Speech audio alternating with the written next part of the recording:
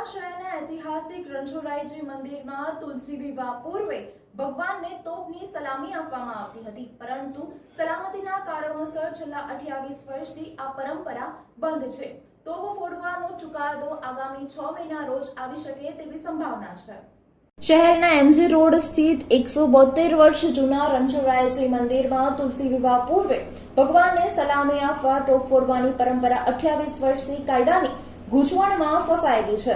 સલામતીના પ્રશ્ને સિવિલ કોર્ટમાં ચાલતા કેસમાં કોર્ટની પરવાનગી લઈ તોપનું ગત તારીખ 27 જાન્યુઆરીના રોજ નવલખી મેદાન ખાતે પરીક્ષણ કરાયું હતું. પરીક્ષણ રહ્યું હતું સફળ અને નિરીક્ષણ ટીમ દ્વારા તોપ ફોડવામાં કોઈ વાંધો ન હોવાનું જણાવ્યું હતું. જો કે ટીમ દ્વારા રિપોર્ટ કોર્ટમાં રજૂ કરવામાં આવ્યો હતો, જેની સુનાવણી આગામી તારીખ 6 મે 2024ના રોજ હાથ ધરાશે. નવલખી મેદાનમાં પરીક્ષણ થયું હતું. આ અંગે શ્રી રણછોડરાયજી મંદિરના પૂજારી જનાર્થ દવેએ કહ્યું કે પાલનપુરથી ખાસ દારૂગોળાને પેટીમાં લાવવામાં આવ્યો હતો. દારૂગોળાની ટીમ દ્વારા મધર પાર્ટના કપડામાં આ પાવડરને પેક કરી મૂકવામાં આવ્યો હતો, જેમાં 250 થી 300 ગ્રામ દારૂગોળો ઉપયોગમાં લેવાયો હતો.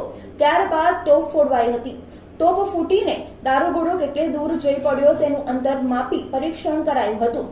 સિવિલ કોર્ટમાં જુબાની વેળાએ કોર્ટે પૂછ્યું કે તોપ બરાબર છે કે નહીં તે જાણવા તેનું ટેસ્ટિંગ કરાયું તો વાંધો નથી ને, જેથી મેં ટેસ્ટિંગની હા કહેતા કોર્ટ પરમિશનની અરજી આપવા જણાવ્યું હતું, જે મેં આપી હતી. તે બાદ 27 જાન્યુઆરી 2024ના રોજ નવલખીમાં ટેસ્ટિંગ કરાયું હતું.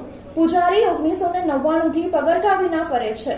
ઉલ્લેખનીય છે કે 11 ઓગસ્ટ 1996ના રોજ શહેર પોલીસ તંત્રે સલામતીના ઓઠા હેઠળ તોપ ફોડવા પર પ્રતિબંધ મૂક્યો હતો.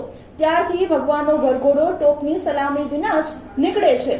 તોપ ફોડવાનું બંધ કરવામાં આવી ત્યારથી જનાર્દન દવે 1999 થી પગરખા પહેર્યા વિના ફરે છે. તેમણે પ્રણ લીધા છે કે દેવઉઠી એકાદશીએ રણછોડરાયજીના વરઘોડાને 11 તોપની સલામીની મંજૂરી નહીં આપે ત્યાં સુધી પગરખા નહીં પહેરવું.